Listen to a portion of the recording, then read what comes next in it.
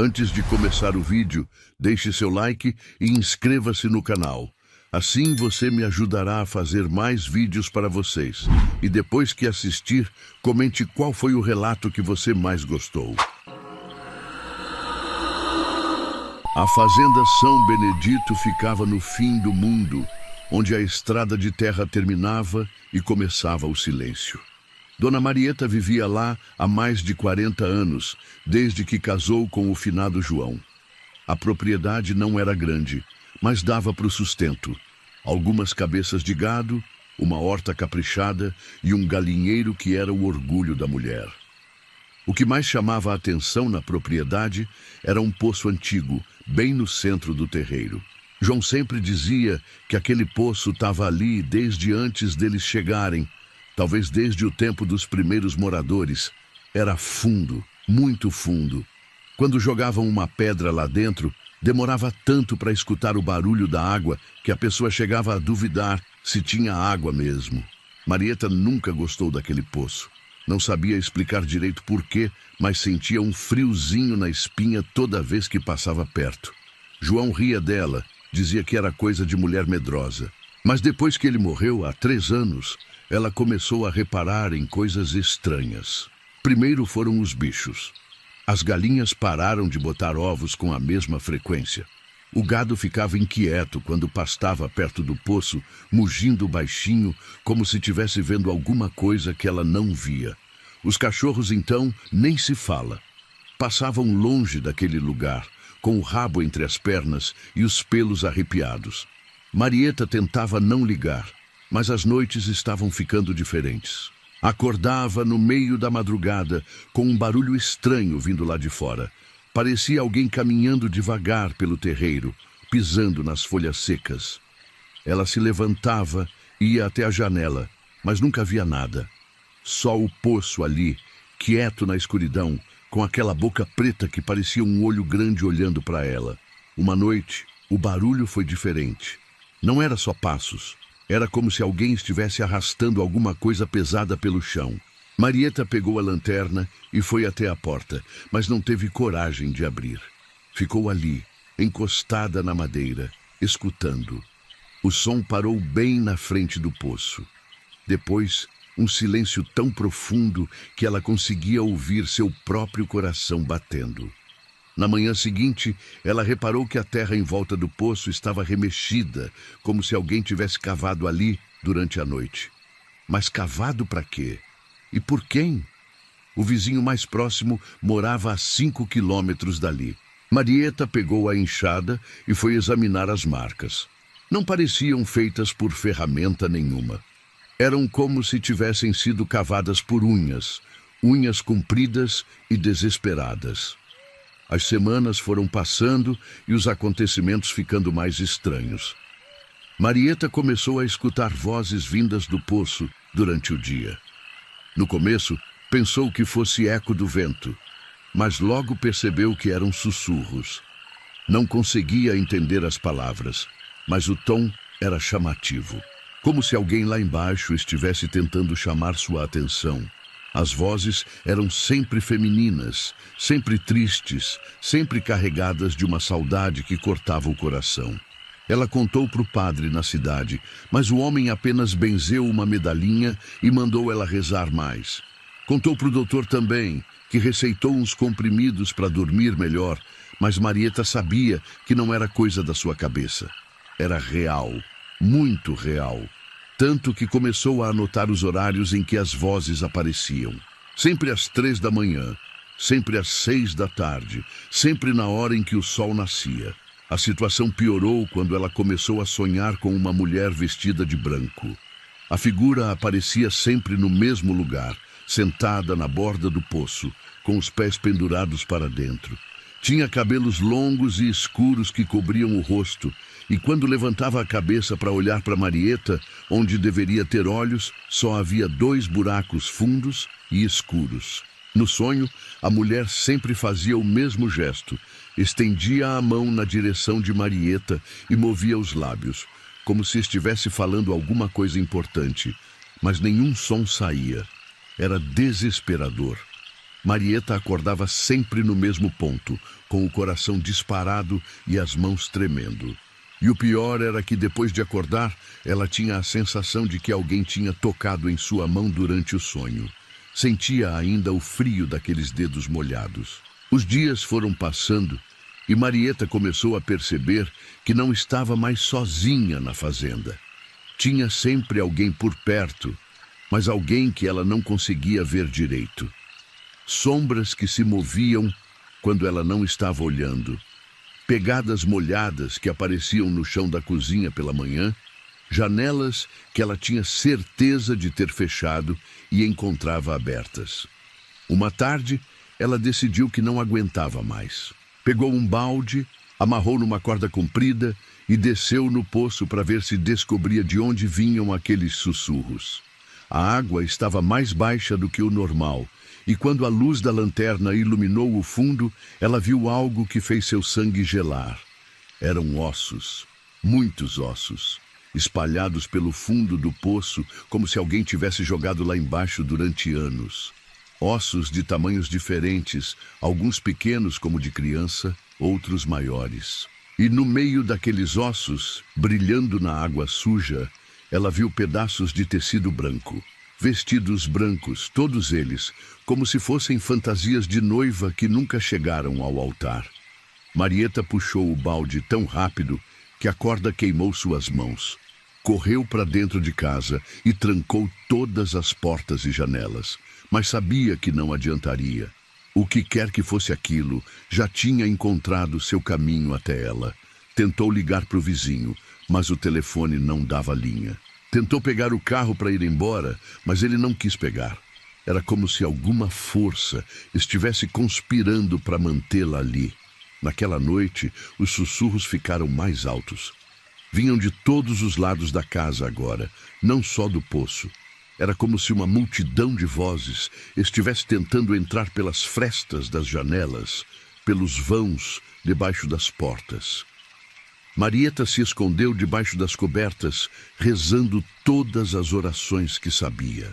Mas as vozes continuavam, cada vez mais insistentes, cada vez mais próximas. De repente, tudo ficou silencioso. Um silêncio pesado, diferente de qualquer coisa que ela já tinha sentido. Foi então que escutou as batidas na porta. 3 batidas lentas, como se fossem feitas por alguém que tinha a eternidade para esperar uma resposta. Marieta se levantou devagar, o coração batendo tão forte que parecia que ia sair pela boca. "Quem é?" perguntou Marieta, mas sua voz saiu tão baixa que nem ela mesma escutou. As batidas se repetiram. 3 batidas lentas. Depois, uma voz de mulher, suave como uma brisa, mas fria como gelo. Uma voz que ela reconheceu imediatamente. "Deixa eu entrar, Marieta. Tô com frio aqui fora." Marieta conhecia aquela voz. Era a voz da sua irmã mais velha, Rosa, que tinha morrido afogada no rio quando eram crianças. Mas como podia ser? Rosa tinha morrido há mais de 50 anos. Marieta ainda lembrava daquele dia terrível, quando encontraram o corpo da irmã boiando na represa, com o vestido branco de primeira comunhão grudado no corpo inchado. "Rosa", sussurrou, se aproximando da porta. "Sou eu, irmã. Abra a porta. Preciso falar com você." As lágrimas começaram a escorrer pelo rosto de Marieta. A saudade da irmã era uma ferida que nunca tinha cicatrizado direito. Ela estendeu a mão na direção da fechadura, mas algo a fez parar. A voz estava certa, mas havia algo errado nela, algo molhado, como se estivesse falando debaixo d'água. "Rosa morreu há muito tempo", disse Marieta, afastando a mão da porta. "Eu sei, irmã. Por isso mesmo preciso entrar.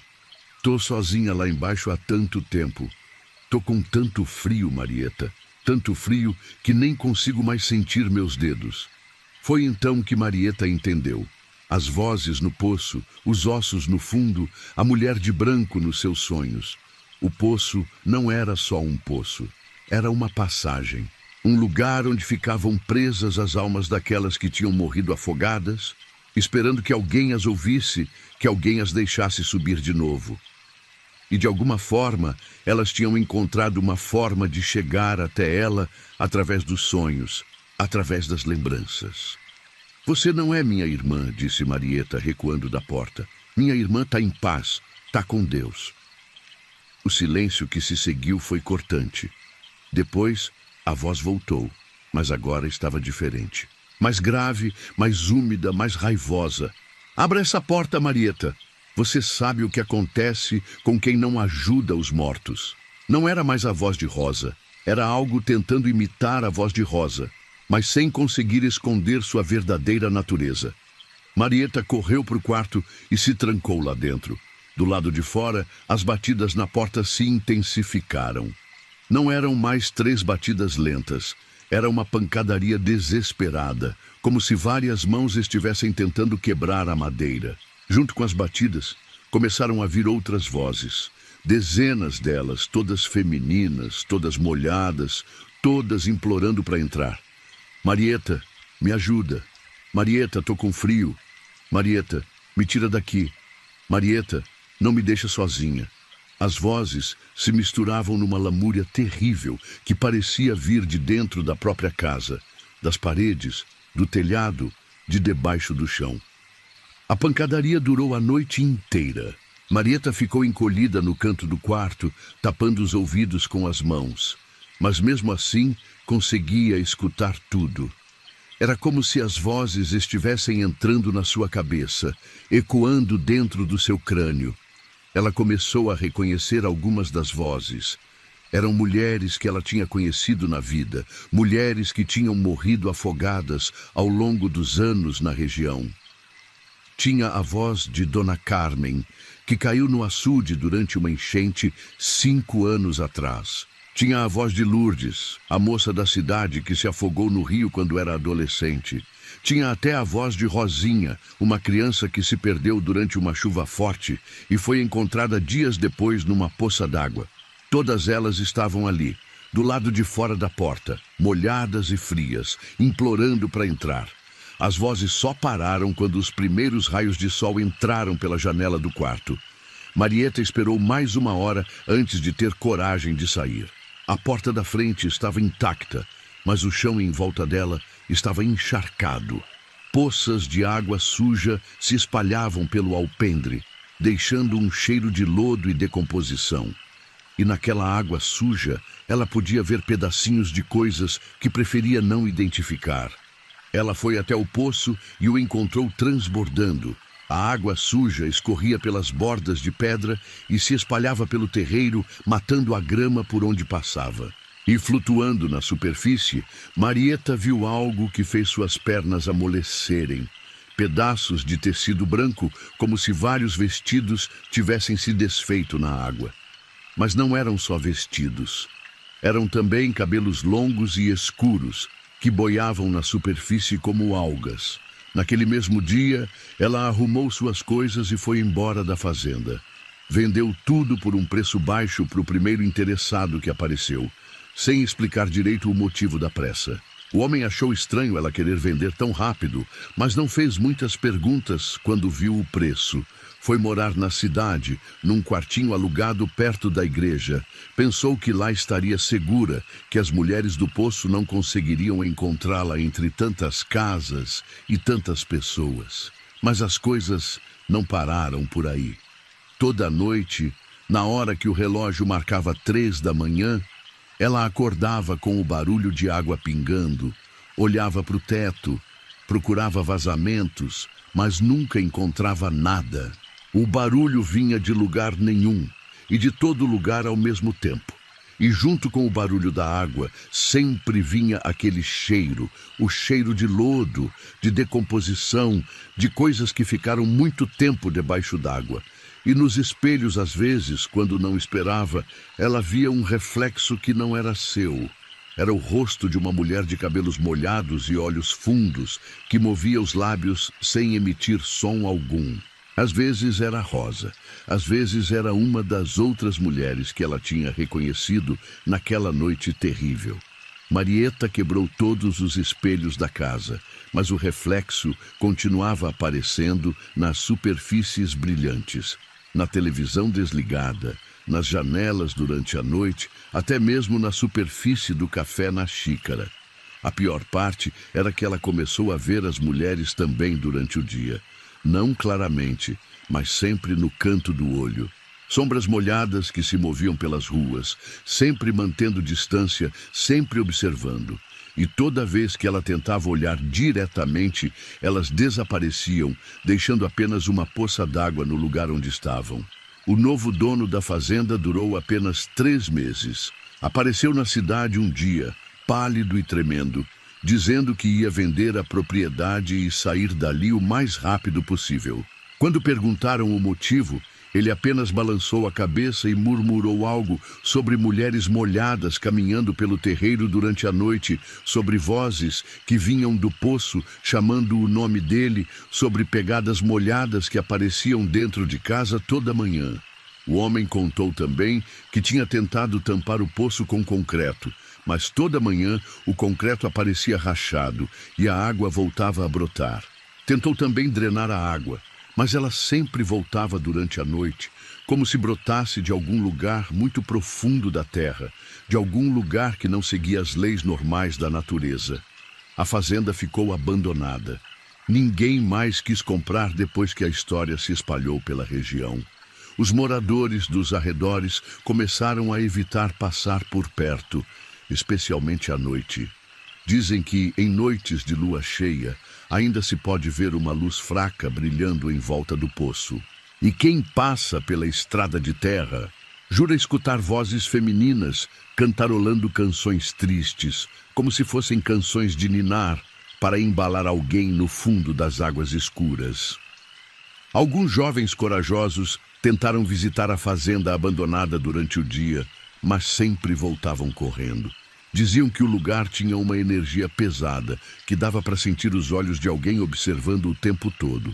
E o poço, mesmo durante o dia, parecia mais escuro do que deveria, como se a luz do sol não conseguisse penetrar na água. Marieta nunca mais voltou lá. Vive até hoje na cidade, numa casinha simples, sem espelhos e sem poço. Mas toda noite, na hora das 3, ela acorda com o som de água pingando. E sabe que, não importa para onde vá, as mulheres do poço nunca vão parar de procurar por ela. Porque elas sabem que ela viu, ela sabe que elas existem. E agora, de alguma forma, ela faz parte da história delas. Às vezes, quando está na feira ou na igreja, Marieta sente que alguém está olhando para ela. Vira-se rapidamente, mas só vê pessoas normais fazendo suas coisas normais. Mas tem sempre alguém com cabelo molhado, mesmo quando não choveu. Sempre alguém com a roupa encharcada, mesmo quando o sol está rachando de quente. E essas pessoas, quando ela olha nos olhos delas, têm sempre a mesma expressão. Uma tristeza profunda, como se estivessem implorando por ajuda. Com o tempo, Marieta percebeu um padrão. As aparições ficavam mais fortes, perto de lugares com água.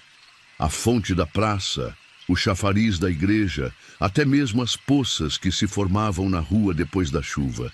Era como se a água fosse uma ponte entre o mundo dos vivos e o mundo onde as mulheres afogadas estavam presas. E ela, tendo visto o que havia no fundo do poço, tinha se tornado uma espécie de farol para essas almas perdidas. A última pessoa que visitou a fazenda abandonada foi um rapaz da cidade, curioso com as histórias que circulavam pela região. Ele era formado em jornalismo e queria escrever uma matéria sobre lendas urbanas do interior. Levou uma câmera e passou o dia inteiro lá, fotografando tudo, inclusive o poço. Ele voltou 3 dias depois, carregando apenas uma fotografia que tinha tirado do poço. Na foto, era possível ver claramente o reflexo de várias mulheres vestidas de branco na superfície da água. Mulheres que não estavam lá quando ele tirou a foto. Mulheres que pareciam estar tentando sair da água, com os braços estendidos e a boca aberta num grito silencioso. O rapaz nunca mais falou sobre o que viu na fazenda. Mudou-se para longe logo depois e, segundo dizem, ainda acorda toda noite, na hora das 3 da manhã, escutando vozes de mulheres chamando seu nome do fundo de um poço que só existe em seus pesadelos. E em seu apartamento na capital, mesmo morando no 10º andar de um prédio moderno, ele ainda encontra pegadas molhadas na cozinha toda manhã, como se alguém tivesse caminhado ali durante a noite, deixando um rastro de água suja e lodo. Porque o que Marieta descobriu, e o que ela nunca contou para ninguém, é que o poço não era apenas um lugar onde as mulheres mortas ficavam presas. Era um portal, uma passagem entre o mundo dos vivos e o mundo dos mortos. E uma vez que você sabia da existência dele, uma vez que você tinha visto o que havia lá embaixo, você se tornava parte da história. Você se tornava um elo entre os dois mundos, e as mulheres do poço podiam usar essa conexão para chegar até você, não importa onde você estivesse. E agora, toda vez que Marieta passa perto de um espelho d'água, toda vez que escuta o barulho de água pingando, ela sabe que elas ainda estão lá, ainda estão esperando, ainda estão tentando encontrar uma forma de voltar ao mundo dos vivos. E ela, querendo ou não, é a chave que elas precisam para conseguir isso. Por isso nunca vai ter paz. Por isso sempre vai acordar às 3 da manhã. Por isso sempre vai sentir aqueles olhos molhados, observando ela, esperando o momento certo para finalmente conseguir o que querem. Uma chance de respirar novamente, mesmo que seja através de outra pessoa. A casa da Dona Eulália ficava no alto do morro, cercada por um cafezal que já não dava frutos há anos. Era uma construção antiga, de pau a pique, com varanda larga e telhas de barro que faziam barulho quando o vento batia forte. A mulher morava sozinha ali desde que o marido Antônio morreu há quase 10 anos, levado por uma febre que os médicos da cidade nunca souberam explicar direito. Eulália tinha seus 70 e poucos anos, mas ainda era uma mulher forte, acostumada com o trabalho pesado da roça. Cuidava de algumas galinhas, tinha uma horta pequena e criava cabras que pastavam no terreno em volta da casa. O que mais chamava a atenção na propriedade era um galpão velho, meio afastado da casa principal, onde Antônio guardava as ferramentas e onde ela ainda mantinha algumas coisas dele guardadas. Depois que ficou viúva, Eulália começou a perceber que não estava mais completamente sozinha naquele lugar. Não eram barulhos estranhos ou aparições assombradas. Era algo mais sutil, mais perturbador. Era como se alguém estivesse sempre observando ela, sempre por perto, mas sem nunca se mostrar completamente. Primeiro ela notou que as coisas mudavam de lugar sozinhas. A cadeira de balanço do Antônio, que ela sempre deixava encostada na parede da varanda, aparecia virada para a janela da cozinha, como se alguém tivesse sentado lá para observá-la preparando o almoço. Os óculos dele, que ela guardava numa gaveta como recordação, apareciam em cima da mesa da sala, sempre limpos, sempre brilhando. As galinhas também começaram a se comportar de forma estranha. Ficavam agitadas durante certas horas do dia, cacarejando alto e se recusando a entrar no poleiro. As cabras faziam a mesma coisa, balindo inquietas e olhando sempre na direção do galpão velho, como se vissem alguma coisa que ela não conseguia enxergar. Eulália tentava ignorar essas coisas, achando que era saudade misturada com solidão. Mas as semanas foram passando e os acontecimentos ficando mais intensos. Ela começou a acordar durante a madrugada com a sensação de que alguém tinha tocado em seu rosto. Não era um toque assustador, era suave, como a mão calejada do Antônio quando ele ainda era vivo. Mas quando acendia a luz, não tinha ninguém no quarto. Durante o dia, ela sentia cheiros familiares espalhados pela casa. O cheiro do cigarro de palha que o marido fumava, o cheiro da pomada que ele passava nas mãos depois do trabalho, até mesmo o cheiro do sabonete que ele usava. Os cheiros apareciam nos momentos mais inesperados. quando ela estava cozinhando, quando estava cuidando da horta, quando estava sentada na varanda vendo o sol se pôr. Uma tarde, while ela estava estendendo roupa no varal, escutou o barulho inconfundível da enxada batendo na terra. O som vinha da direção do galpão, onde Antônio sempre trabalhava consertando as ferramentas. Eulália largou as roupas e foi verificar, mas quando chegou lá, encontrou apenas silêncio. A enxada estava no lugar de sempre, pendurada na parede, e não havia sinal de que alguém tivesse mexido nela. Mas no chão de terra batida do galpão, ela viu pegadas. Pegadas de bota, do tamanho que o Antônio calçava. As marcas estavam frescas, como se alguém tivesse acabado de passar por ali. Eulália sentiu um arrepio subir pela espinha, mas também uma sensação estranha, quase de alívio. Era como se uma parte dela tivesse esperado por isso, como se no fundo sempre soubesse que o marido não tinha ido embora completamente. Naquela noite, ela decidiu que não ia mais fingir que não estava vendo as coisas. Se o Antônio estava por perto, se de alguma forma ele tinha ficado preso naquele lugar, ela queria entender o porquê. Preparou o jantar como fazia quando ele era vivo, colocando 2 pratos na mesa, 2 copos, 2 garfos. Sentou-se no seu lugar de sempre e começou a falar como se ele estivesse ali. Antônio, se você está me ouvindo, preciso saber o que você quer, disse ela, olhando para o lugar vazio na frente dela. Você está me assustando, mexendo nas coisas, fazendo barulho. Se tem alguma coisa que você não conseguiu fazer antes de partir, me conta. Talvez eu possa ajudar. A resposta veio na forma de uma brisa suave, que entrou pela janela, mesmo não tendo vento lá fora. A brisa fez as cortinas se moverem e apagou a vela que estava acesa em cima da mesa. Mas em vez de deixar tudo escuro, uma luz fraca começou a brilhar vindo da direção do galpão. Uma luz amarelada, como a de um lampião a querosene. Eulália se levantou devagar e foi em direção à luz. O galpão estava iluminado por dentro, mas ela tinha certeza de que não havia nenhum lampião aceso quando passou por lá mais cedo. Chegou até a porta e viu uma cena que fez seu coração disparar.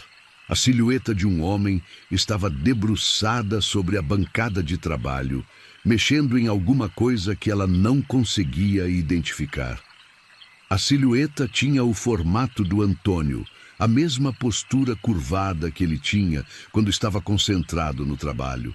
Usava o mesmo chapéu de palha, a mesma camisa xadrez que era seu uniforme diário. Mas havia algo diferente, algo que ela não conseguia definir direito. Era como se a figura fosse feita de sombra e luz ao mesmo tempo, sólida e transparente, dependendo do ângulo que ela olhava. Antônio chamou ela baixinho. A figura parou de se mover, mas não se virou. Ficou ali, imóvel, como se estivesse esperando que ela se aproximasse. Eulália deu um passo em direção ao galpão, depois outro. Quando estava quase na porta, a figura finalmente se virou. O rosto era do Antônio, mas não era. Tinha os mesmos traços, os mesmos vincos de expressão, mas os olhos estavam diferentes. Eram mais fundos, mais escuros, e havia neles uma tristeza que ela nunca tinha visto quando ele era vivo. A boca se movia, como se ele estivesse tentando falar alguma coisa, mas nenhum som saía. Eulália estendeu a mão na direção da figura, mas quando seus dedos estavam quase tocando o rosto dele, tudo desapareceu. A luz se apagou, a silhueta sumiu, e ela ficou sozinha no galpão escuro, com apenas o cheiro de querosene no ar para provar que aquilo tinha sido real. Ela voltou para casa com o coração apertado, mas não de medo. Era uma mistura de saudade e preocupação.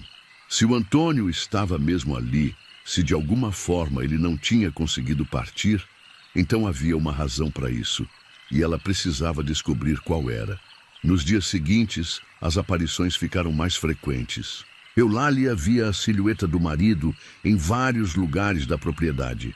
Sentado na varanda durante o entardecer, caminhando entre as fileiras de café morto, parado perto do curral onde as cabras dormiam. sempre com a mesma expressão triste, sempre tentando falar alguma coisa que ela não conseguia ouvir. Foi então que ela se lembrou de uma conversa que tiveram pouco antes dele morrer. Antônio estava delirando com a febre, falando coisas desconexas, mas uma frase havia se repetido várias vezes. O dinheiro está guardado, Eulália. Não esquece do dinheiro guardado. Na época, ela pensou que eram apenas delírios da febre. Eles nunca tiveram muito dinheiro, viviam do que a terra dava e de uma aposentadoria pequena. Mas agora, vendo as aparições, ela começou a pensar que talvez ele tivesse tentado lhe dizer algo importante naqueles últimos dias. Eulália começou a procurar pela casa, remexendo em gavetas, armários, baús.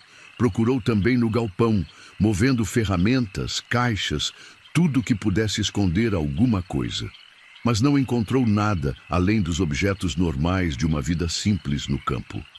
Foi durante uma dessas buscas que ela notou algo estranho no chão do galpão. Havia uma tábua solta, quase imperceptível, mas que fazia um som diferente quando ela pisava em cima. Eulália pegou uma alavanca e conseguiu levantar a tábua. Embaixo havia um buraco pequeno, forrado com lona plástica. Dentro do buraco, ela encontrou uma lata de bolacha velha. Quando abriu, viu que estava cheia de dinheiro. Notas velhas, algumas até meio mofadas pela umidade, mas muito dinheiro. Mais dinheiro do que ela já tinha visto na vida inteira. Junto com as notas, havia um bilhete escrito com a letra trêmula do Antônio. Para Eulália, para quando eu não tiver mais aqui. Ela ficou ali sentada no chão do galpão, olhando para o dinheiro e tentando entender de onde ele tinha tirado tanto dinheiro. Por que nunca tinha contado para ela e por que tinha escondido em vez de deixar numa conta no banco. Naquela noite, ela pôs a lata em cima da mesa da cozinha e esperou.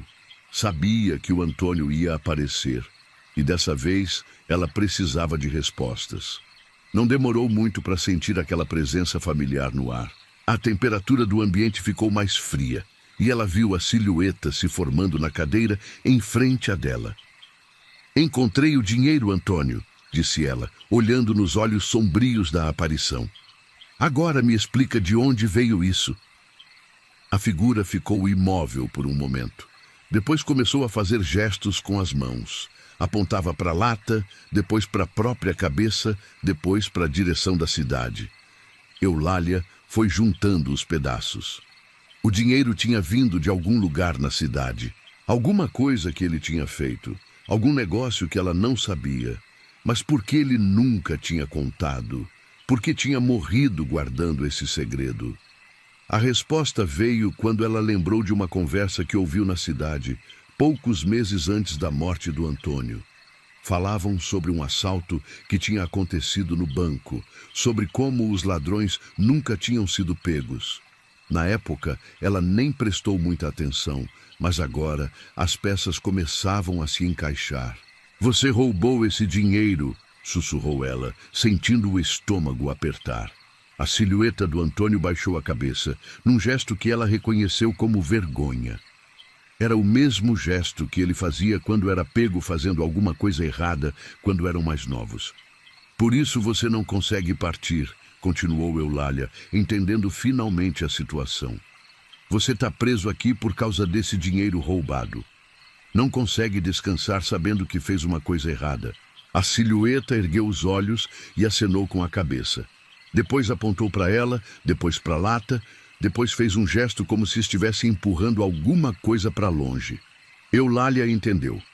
Ele queria que ela devolvesse o dinheiro, que ela consertasse o erro que ele tinha cometido. Mas como eu vou devolver sem te incriminar? Perguntou ela. Sem fazer as pessoas pensarem que eu também estava envolvida? A silhueta ficou quieta por um longo tempo, como se estivesse pensando. Depois começou a fazer novos gestos, apontando para a igreja na direção da cidade. Eulália passou a noite toda pensando numa forma de devolver o dinheiro sem levantar suspeitas. De manhã, ela teve uma ideia. Pegou a lata e foi até a cidade, direto para a casa do padre. Contou que tinha encontrado o dinheiro escondido na propriedade, que achava que podia ser de algum assalto antigo e que queria fazer a coisa certa. O padre ficou surpreso com a quantidade, mas elogiou a honestidade dela. Disse que ia conversar com as autoridades e que, se fosse mesmo dinheiro roubado, seria devolvido para os donos de direito. Eulália voltou para casa mais leve, sentindo que tinha feito a coisa certa. Naquela noite, ela esperou pela aparição do Antônio, mas ele não veio. Pela primeira vez em meses, ela dormiu a noite inteira sem acordar, com sensação de estar sendo observada. Na manhã seguinte, as galinhas estavam calmas, as cabras pastavam tranquilas, e a casa tinha voltado ao silêncio de sempre.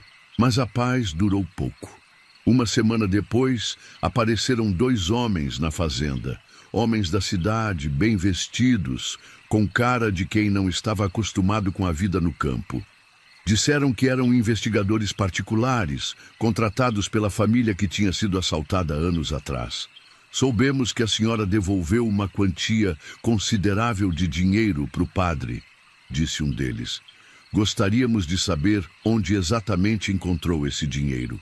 Eulália contou a verdade, que tinha encontrado escondido no galpão, que achava que o falecido marido podia ter guardado sem ela saber.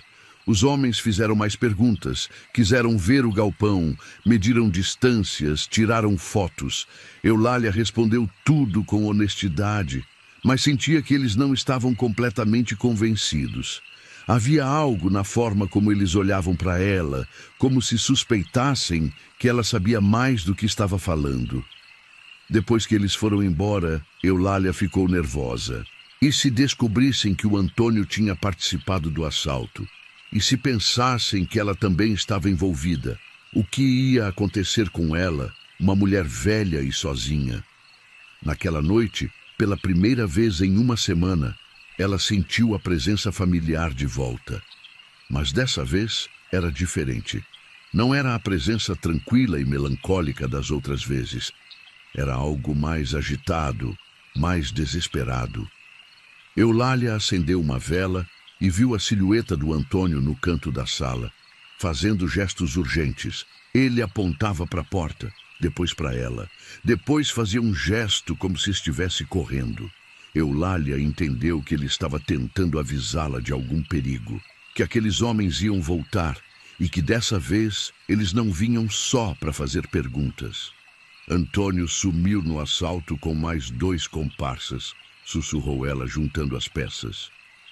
Eles nunca foram pegos porque vocês se separaram depois. Você veio para casa e fingiu que não sabia de nada. Mas agora que o dinheiro apareceu, eles vão querer saber quem eram os outros. A silhueta acenou com a cabeça, depois apontou para ela novamente. Fez um gesto como se estivesse segurando alguma coisa pesada. Depois apontou na direção da estrada. Eulália entendeu.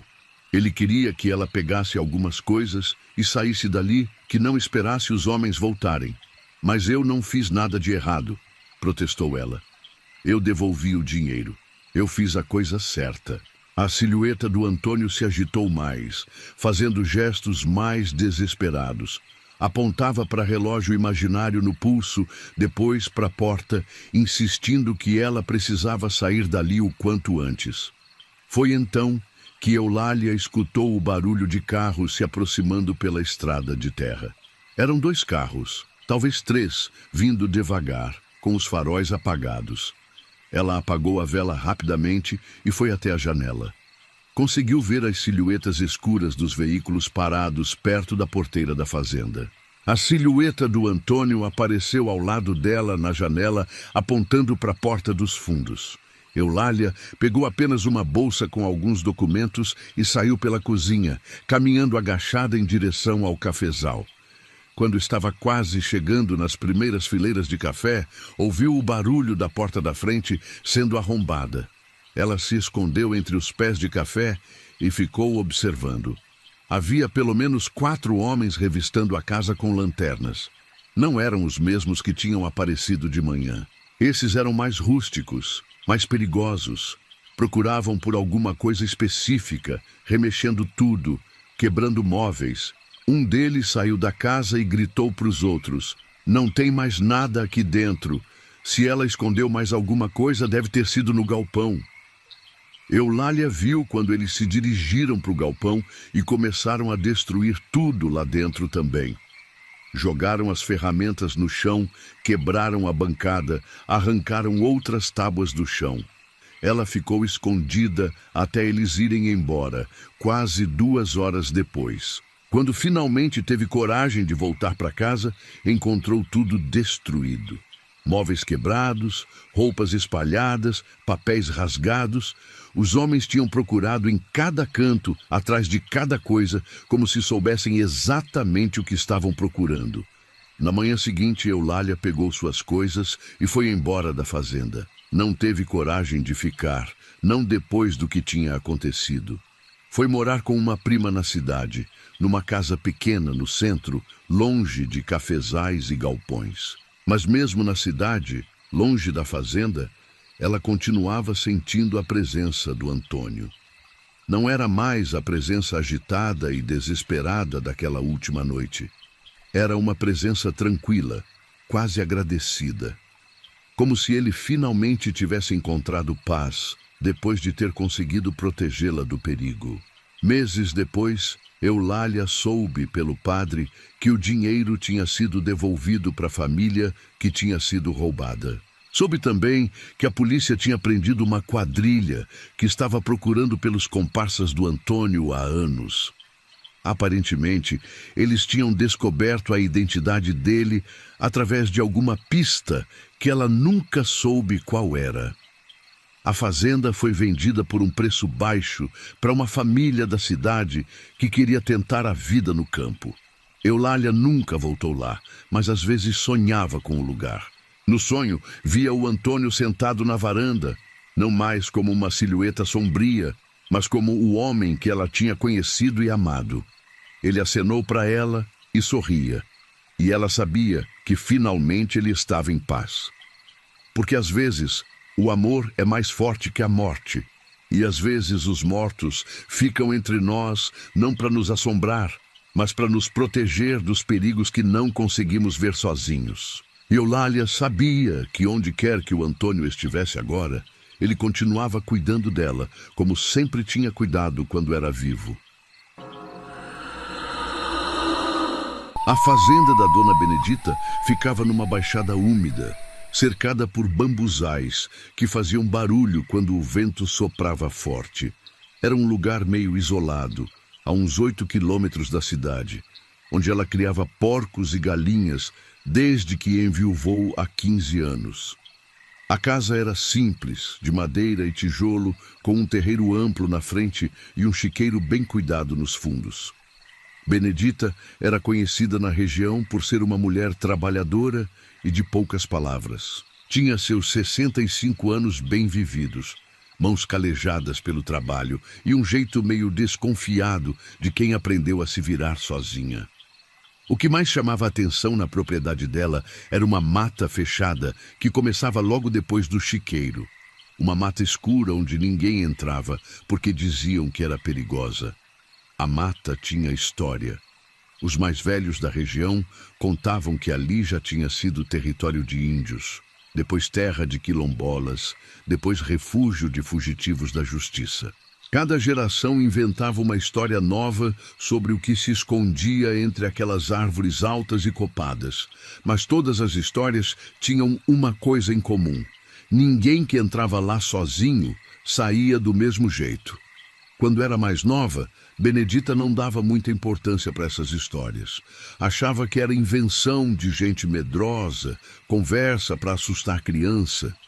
Mas com o passar dos anos, ela mesma começou a notar coisas estranhas naquela mata. O jeito como o vento não parecia entrar entre as árvores, o silêncio anormal que vinha de lá, mesmo durante o dia. E principalmente o fato de que nenhum animal doméstico chegava perto da beira do bosque por vontade própria. Até mesmo os pássaros evitavam voar sobre aquela área, preferindo fazer um desvio longo a passar por cima da copa das árvores. Era como se houvesse uma espécie de barreira invisível ao redor daquele pedaço de terra, um aviso natural para todas as criaturas vivas se manterem afastadas. Quando comprou a fazenda com o marido, o antigo dono tinha feito um aviso estranho. Não mexam com a mata, deixem ela em paz, que ela deixa vocês em paz. Na época, Benedita e Zé Pedro riram do conselho. Acharam que o velho estava inventando histórias para valorizar a propriedade, criar uma espécie de lenda local. Mas agora, tantos anos depois, ela começava a pensar que talvez o homem estivesse falando sério. O próprio marido tinha morrido de forma estranha, pensava ela às vezes.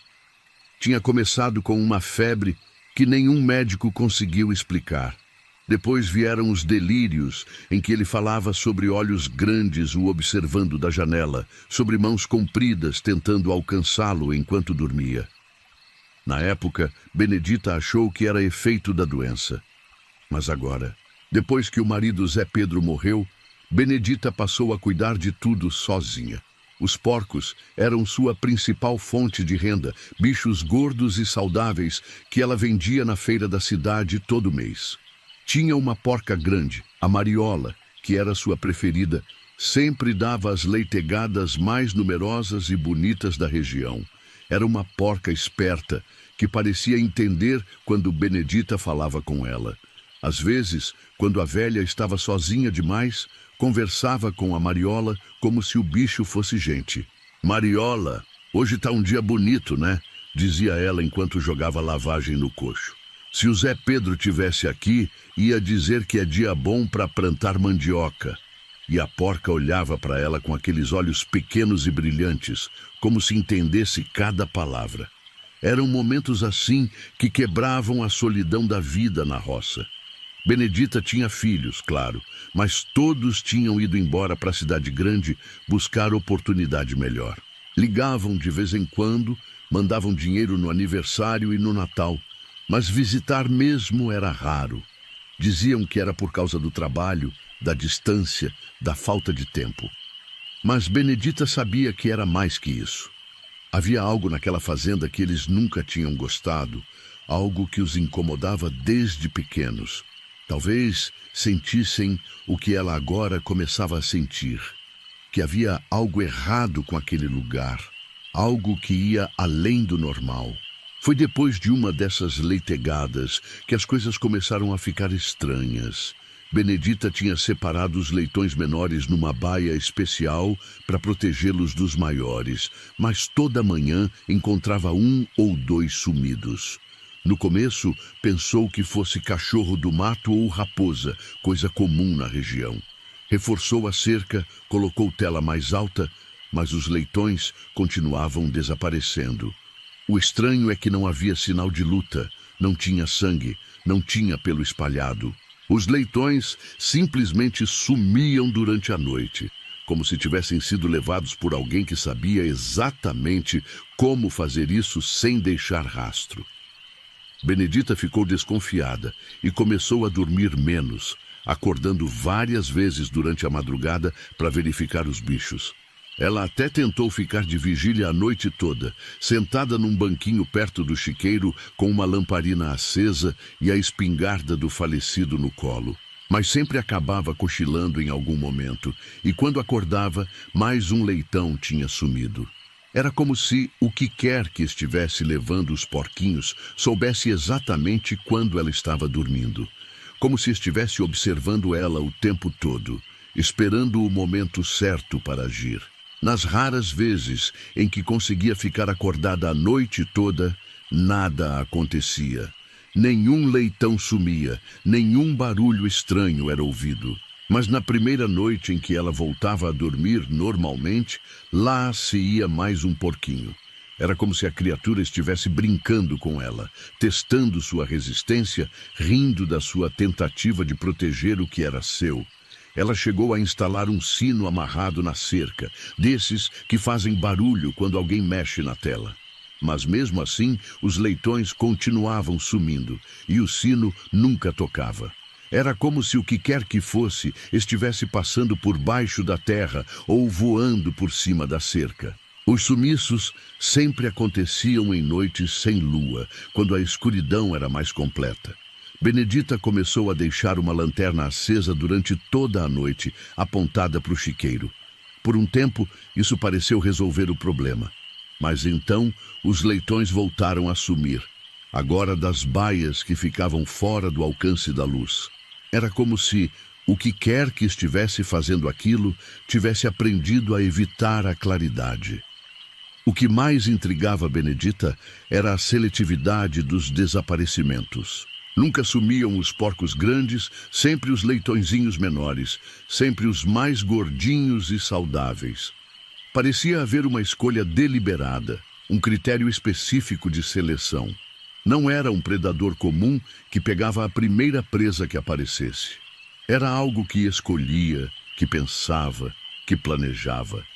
Às vezes, Benedita imaginava se a criatura estava engordando os leitões antes de levá-los, como ela mesma fazia quando ia vender um porco na feira. Os bichos sempre sumiam quando estavam no ponto perfeito, nem muito pequenos, nem muito grandes, como se a coisa soubesse exatamente quando era a hora certa de pegar. Uma noite, ela escutou a mariola fazendo um barulho diferente. Não era o grunhido normal dos porcos, era algo mais agudo, mais desesperado.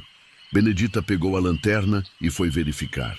Encontrou a porca parada na frente da cerca que dava para a mata, olhando fixamente para a escuridão, com o pelo do pescoço arrepiado e fazendo aquele som estranho. A porca estava em pé nas patas traseiras, apoiada na cerca, o que era um comportamento completamente anormal.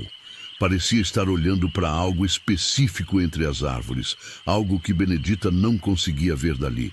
E o mais estranho, a mariola parecia estar chamando o que quer que fosse, quase como se estivesse conversando com a coisa. Benedita se aproximou devagar, tentando não assustar a porca. Quando chegou perto o suficiente, percebeu que os olhos do animal tinham um brilho estranho, um reflexo amarelado que não era normal. Era como se algo estivesse brilhando através dos olhos da mariola. Algo que tinha temporariamente tomado conta dela. Quando Benedita iluminou a mata com a lanterna, viu 2 olhos brilhando lá no fundo, entre as árvores. Olhos grandes, amarelados, que ficaram parados olhando para ela por alguns segundos antes de desaparecer na mata fechada. Ela pensou que fosse onça ou algum bicho grande, mas nunca tinha visto onça por aqueles lados. E os olhos estavam muito altos, como se a criatura fosse maior que uma onça comum. Parecia estar em pé, como um ser humano, mas nenhum ser humano teria olhos que brilhavam daquele jeito na escuridão. O mais assustador foi que, no momento exato em que Benedita viu os olhos na mata, a mariola parou de fazer barulho. A porca ficou completamente quieta, como se tivesse recebido uma ordem silenciosa. E então, lentamente, virou a cabeça e olhou para Benedita com aqueles olhos brilhantes, amarelados, que não eram mais os olhos dela, mas sim um reflexo dos olhos que brilhavam na mata. O que mais assustou Benedita não foram os olhos em si, mas a sensação que teve ao encará-los. Era como se estivesse olhando para algo antigo, algo que existia muito antes dela nascer e que continuaria ali muito depois dela morrer. Algo que carregava uma sabedoria antiga e terrível, um conhecimento que nenhum ser humano deveria ter. Por um momento, Benedita sentiu como se sua mente estivesse sendo invadida, como se algo estivesse tentando entrar dentro da sua cabeça através daquele olhar. Imagens estranhas passaram rapidamente pelo seu pensamento. A mata vista de cima, como se ela estivesse voando, corpos humanos espalhados pelo chão de uma clareira, sangue escorrendo por entre folhas secas. E mais perturbador, a imagem dela mesma dormindo na sua cama, vista através da janela do quarto, como se algo estivesse observando ela durante a noite. Na manhã seguinte, ela foi examinar a cerca mais de perto. Encontrou pegadas na terra mole perto do chiqueiro, mas não eram de bicho nenhum que ela conhecesse. Eram marcas estranhas, como se fossem de mão. mas com dedos muito compridos e com unhas que deixavam sulcos fundos na terra. As pegadas vinham da mata, passavam pela cerca sem quebrar nenhum arame e sumiam no meio do chiqueiro. Benedita se abaixou para examinar melhor as marcas. Havia alguma coisa errada no formato delas, algo que não era natural. E foi então que ela notou. As pegadas não tinham a marca normal que pés ou patas deixam quando caminham sobre terra mole. Era como se a criatura não tivesse peso, como se flutuasse em vez de andar. Mais estranho ainda era o padrão das pegadas. Elas não seguiam uma linha reta ou um caminho lógico. Zigue-zagueavam pelo chão, às vezes se sobrepondo, como se a criatura estivesse dançando ou realizando algum tipo de ritual antes de levar o leitão. Benedita já tinha visto muitas pegadas de bicho na vida, mas nunca nada parecido com aquilo. Junto com as pegadas, havia pequenos objetos espalhados pelo chão do chiqueiro. Pequenas pedras brancas, dispostas em um padrão circular. Penas de pássaros que Benedita nunca tinha visto na região. E mais perturbador, pequenos ossos que pareciam ser de dedos humanos, amarrados com fios de cabelo. Era como se a criatura estivesse deixando oferendas ou talvez marcando território. Benedita coletou todos aqueles objetos estranhos e os guardou numa lata de biscoitos vazia. Não sabia por que estava fazendo isso. Talvez por instinto de que eram importantes, que significavam algo que ela precisava entender. Talvez pudesse mostrá-los para o padre na próxima vez que fosse à cidade, ver se ele conhecia aquele tipo de coisa. Benedita contou para o vizinho mais próximo, seu Joaquim, que morava a 2 quilômetros dali. O homem fez uma cara preocupada e disse que também tinha perdido algumas galinhas nas últimas semanas. Falou também que outros criadores da região estavam reclamando da mesma coisa, bichos sumindo sem deixar rastro.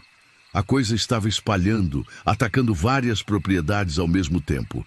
É como se tivesse acordado de uma vez, disse seu Joaquim, olhando para a mata com expressão séria. Ficou quieto por anos e agora está com fome de novo.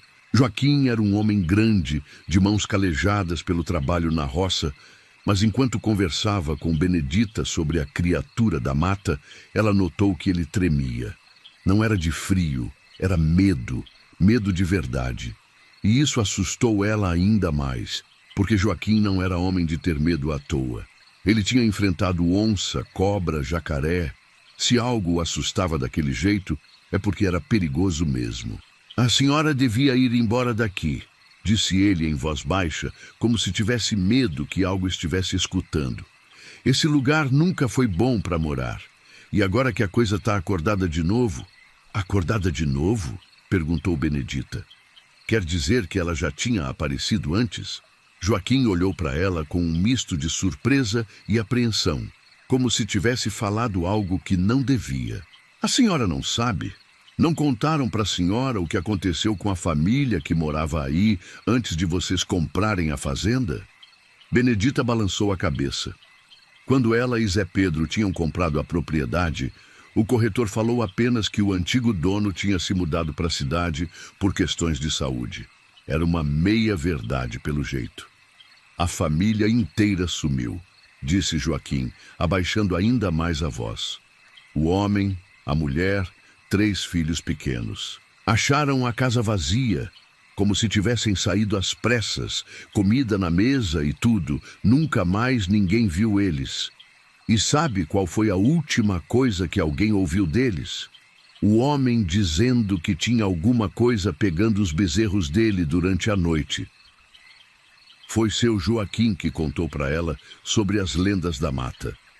Dizia que os mais antigos da região sempre falaram que aquela mata era habitada por algo que não era bem bicho, nem bem gente. Uma criatura que vivia lá há décadas, talvez séculos, se alimentando dos animais que conseguia pegar. Os índios que moravam por ali antigamente chamavam a coisa de mapinguari, mas os colonos que chegaram depois deram outros nomes. Alguns chamavam de perna cabeluda, outros de mãozão, outros simplesmente de coisa da mata. Meu avô dizia que os índios faziam oferendas para ela, contou Joaquim.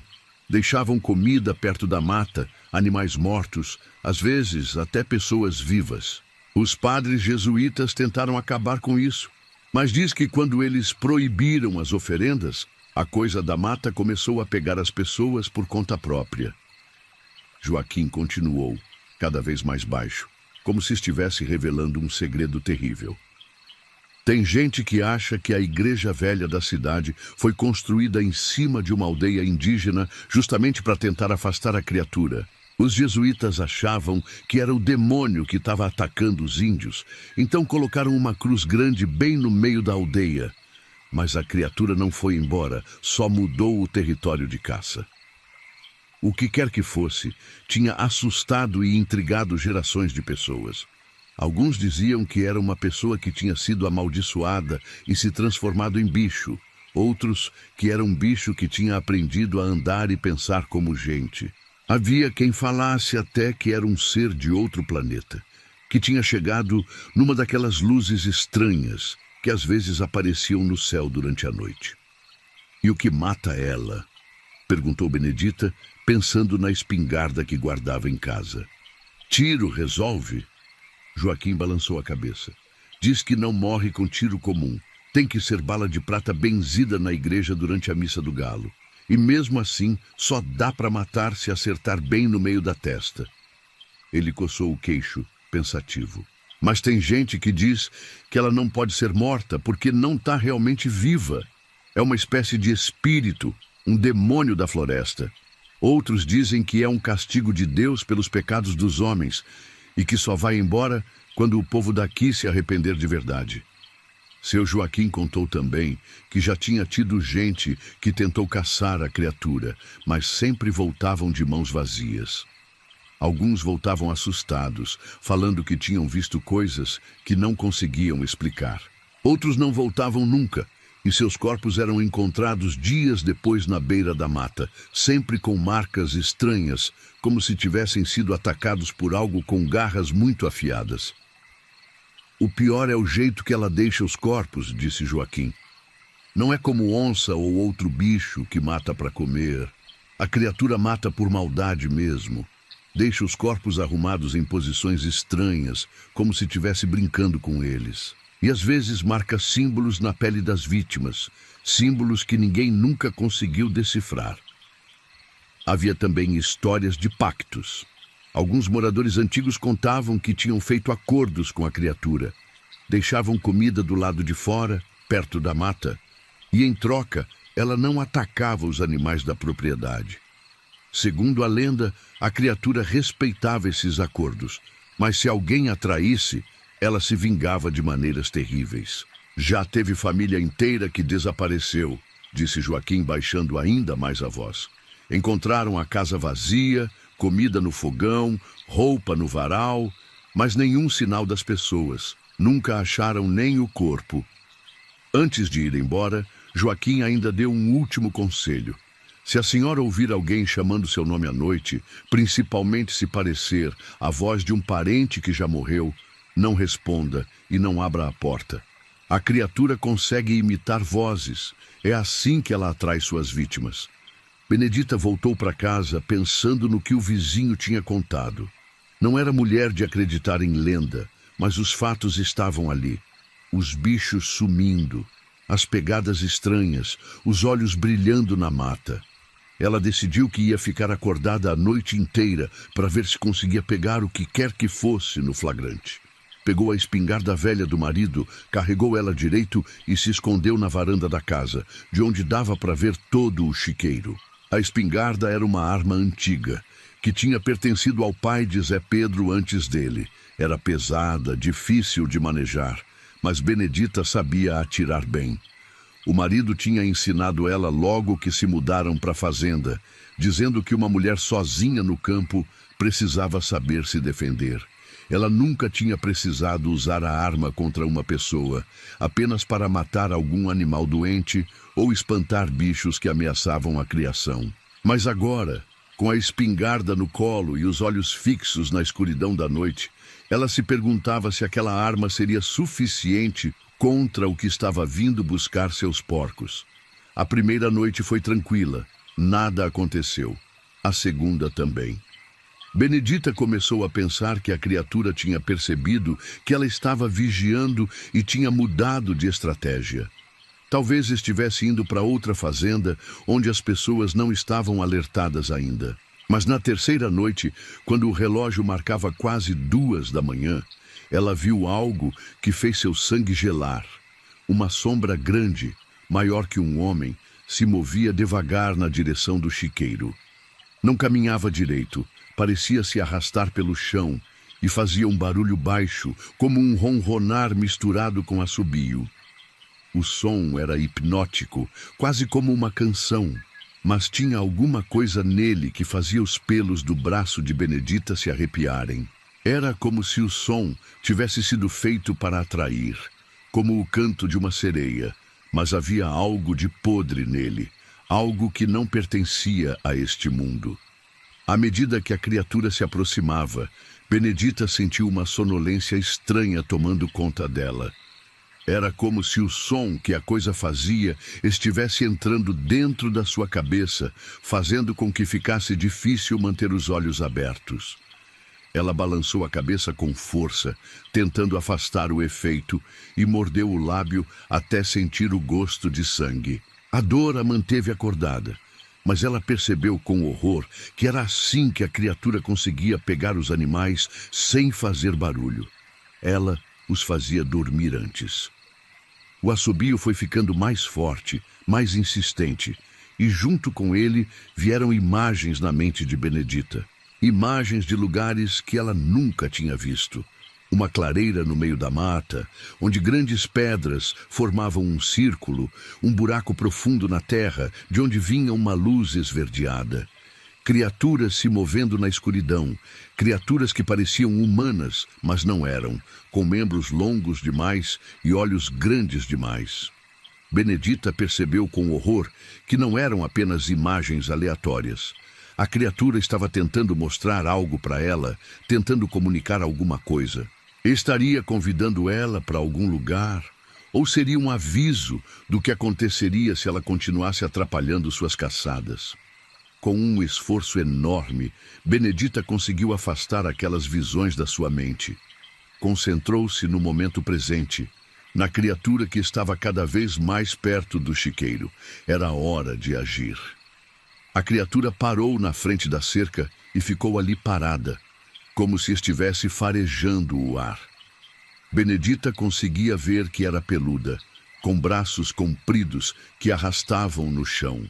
A cabeça era pequena demais para o corpo, e quando ela se virou na direção da casa, Benedita viu que os olhos brilhavam mesmo, como os de um gato, só que muito maiores e com uma inteligência que parecia quase humana. A criatura começou a mexer na cerca, não tentando quebrar ou forçar, mas manipulando os arames como se soubesse exatamente como eles estavam presos. Era assustador ver como ela tinha habilidade manual, como se já tivesse estudado aquela cerca várias vezes antes de tentar abri-la. Os dedos longos e finos trabalhavam com uma precisão cirúrgica, e em poucos segundos ela tinha criado uma abertura grande o suficiente para passar. Quando a criatura estava prestes a entrar no chiqueiro, Benedita sentiu que era hora de agir. Ergueu a espingarda, mirou na criatura e puxou o gatilho. O tiro ecoou pela fazenda toda, e a coisa soltou um grito que não parecia de bicho nenhum desse mundo. Era um som agudo, quase humano, cheio de dor e raiva. A criatura se virou e correu de volta para a mata, mais rápida do que qualquer coisa daquele tamanho deveria conseguir correr. Mas antes de desaparecer completamente, ela parou na beira da mata e olhou de volta para Benedita. E naquele olhar havia algo que fez o coração da mulher apertar. Havia rancor ali, mas também uma tristeza profunda, como se a criatura tivesse sido traída por alguém em quem confiava. Era um olhar que dizia claramente: você vai se arrepender disso. O tiro tinha acertado a criatura. Benedita tinha certeza. Tinha visto a coisa cambalear com o impacto. Tinha ouvido o grito de dor. Mas mesmo ferida, ela tinha conseguido correr de volta para a mata com uma velocidade impressionante. Era como se a dor a tivesse tornado mais rápida, mais perigosa. Depois do tiro, todos os animais da fazenda ficaram agitados. Os porcos guinchavam, as galinhas cacarejavam, até o cachorro velho, que nem latia mais, estava uivando como se estivesse com dor. Era como se eles soubessem que algo terrível tinha acabado de acontecer, que uma linha tinha sido cruzada e não havia mais volta. O vento começou a soprar mais forte, fazendo os bambuzais balançarem e produzirem aquele som característico, como se milhares de ossos estivessem se chocando. As nuvens começaram a cobrir a lua, mergulhando a fazenda numa escuridão quase completa. E lá do fundo da mata, Benedita podia jurar que ouviu um lamento, como o choro de uma mulher em profunda agonia. Benedita não dormiu pelo resto da noite. Ficou sentada na varanda, a espingarda no colo, observando a mata. De vez em quando achava ver movimento entre as árvores, ou pensava ouvir aquele assobio estranho de novo. Mas podia ser apenas o vento nos bambuzais, ou sua imaginação pregando peças. Na manhã seguinte, Benedita foi até o lugar onde tinha atirado. Encontrou gotas de sangue na terra, um sangue escuro, quase preto, que tinha um cheiro ruim, enjoativo. O cheiro lembrava ferro velho misturado com fruta podre, e era tão forte que ela quase vomitou. Seguiu o rastro de sangue até a beira da mata, mas não teve coragem de entrar lá dentro. A mata era muito fechada, muito escura, e o silêncio que vinha de lá era diferente do silêncio normal. Era um silêncio carregado, cheio de promessas ruins. O sangue formava um rastro irregular, como se a criatura tivesse cambaleado enquanto fugia. Benedita seguiu o rastro até onde teve coragem, parando na beira exata da mata. Ali, o rastro continuava entre as árvores, sumindo na escuridão. Por um momento, ela considerou entrar e seguir o sangue até encontrar a criatura, talvez ferida demais para se defender. Mas algo a deteve, um instinto primordial de autopreservação que dizia que entrar naquela mata seria suicídio. Junto com o sangue, ela encontrou tufos de pelo grudados nos galhos baixos. O pelo era grosso, oleoso, de uma cor que variava entre marrom e cinza. Quando ela tocou nele, sentiu uma textura estranha, como se não fosse bem pelo de bicho, mas também não fosse cabelo humano. Era algo entre os dois, como se tivesse começado como um e se transformado no outro. Por algumas semanas, os sumiços pararam. Benedita pensou que tivesse conseguido assustar a criatura, que ela tinha ido procurar comida em outro lugar. Ou talvez o tiro tivesse sido mais grave do que parecia, e a coisa estivesse se recuperando, escondida em algum canto da mata. Mas ela estava enganada. O que tinha acontecido é que a coisa estava esperando, observando, aprendendo os hábitos dela para poder se vingar. E a vingança, quando veio, foi terrível. Durante essas semanas de calmaria, Benedita começou a notar outras coisas estranhas. Encontrava galhos quebrados perto da casa, como se alguém tivesse passado por ali durante a noite. As galinhas ficavam agitadas sem motivo aparente, cacarejando e se recusando a sair do galinheiro, mesmo durante o dia.